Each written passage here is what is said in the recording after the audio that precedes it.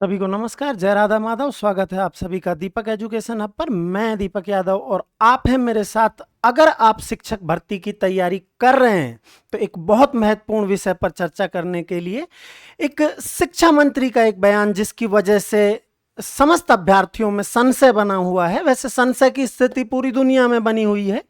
रूस और यूक्रेन की वजह से भी संशय बना हुआ है, इजराइल और ईरान की वजह से भी, इजराइल और फिलिस्तीन की वजह से भी संशय बना हुआ है, जो कि हमारे यहाँ रीट अंतर्राष्ट्रीय मसला है।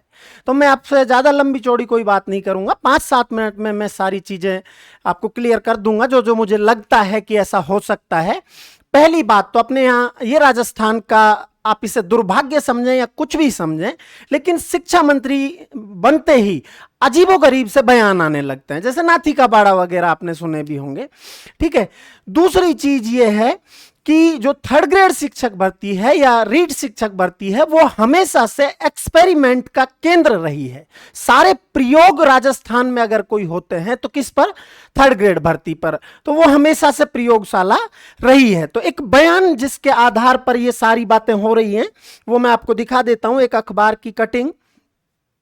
ये वो बयान है, मंत्री के प्रस्ताव पर सरकार की मोहर से 10 लाख बेरोजगारों को मिलेगी राहत। तो ये वो बयान है जिस पर ये पूरी चर्चा हो रही है। रीट जो भर्ती है, थर्ड ग्रेड जो भर्ती है, वो एक्सपेरिमेंट हमेशा से उसमें होते रहे हैं।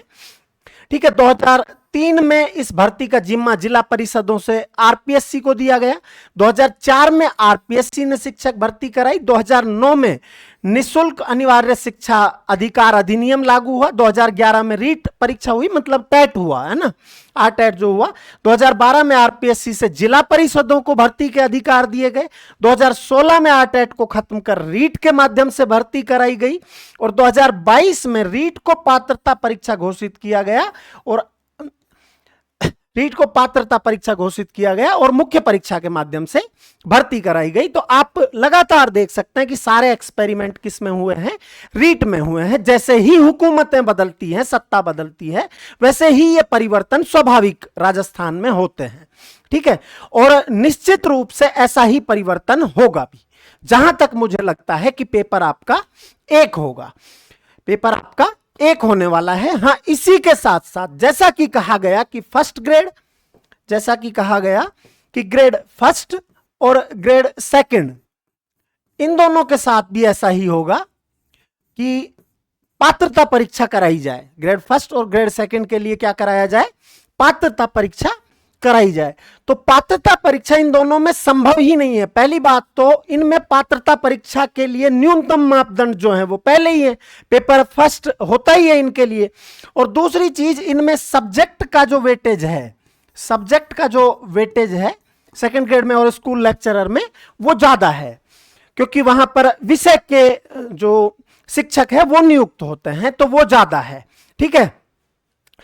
पर अगर बात की ये परीक्षाएं, तो सेकंड ग्रेड और थर्ड ग्रेड, वो फर्स्ट ग्रेड और सेकंड ग्रेड, मुझे नहीं लगता कि इनमें कोई चेंज होगा। लगभग ये परीक्षाएं सेम रहेगी। सिलेबस में थोड़ा बहुत उथल पुथल हो जाए तो अब अलग बात है कि सिलेबस में थोड़ा परिवर्तन हो जाए, बाकी ये परीक्षाएं लगभग सेम रहेंगी। इनमें कोई बहुत बड़ा अंतर नहीं आने वाला है। अब बात करते हैं रीट की।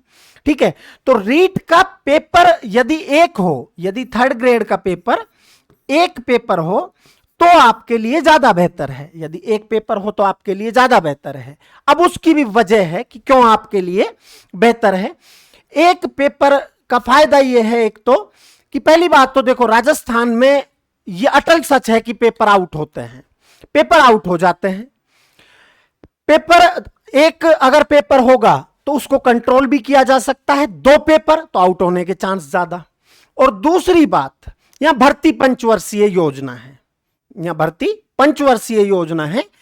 भर्ती अगर पहले यहां पर पेपर आउट होता है, उसके बाद भर्ती होती है, फिर क्वेश्चन डिलीट विलीट होते हैं, फिर भर्ती कोर्ट में जाती है, फिर कहीं डिसीजन होता है। मतलब व्यक्ति का जीवन का 4 आश्रम है ना, तो एक आश्रम जो है वो भर्ती प्रक्रिया में ही लग जाता है। तो बेहतर यह है कि परीक्षा एक हो। और दूसरी चीज, आप ये तय माने कि 2024 में सारी भर्तियां आ जाएंगी। 2024 में सारी भर्तियों के विज्ञापन आ जाएंगे और ये भर्तियां कब आयोजित होंगी? 2025 में। तो आपके लिए 2025 जो है वो भविष्य निर्धारक वर्ष साबित हो सकता है। साबित हो क्या सकता है? साबित होगा। ठीक है, तो 2025 बहुत महत्वपूर्ण वर्ष होगा, क्योंकि ये सारी भर्तियां, first grade, second grade, third grade, तीनों भर्तियां जो हैं वो कब होने वाली हैं? 2025 में होने वाली हैं। तो आप यदि अभी से तैयारी शुरू करते हैं तो निश्चित रूप से आप उस समय तक बहुत मजबूत स्थिति में होंगे।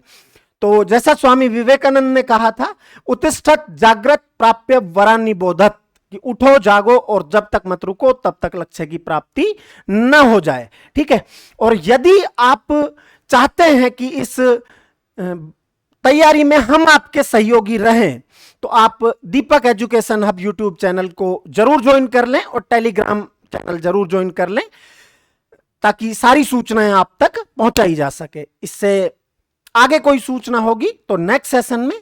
जय हिंद, जय भारत, जय राधा माधव।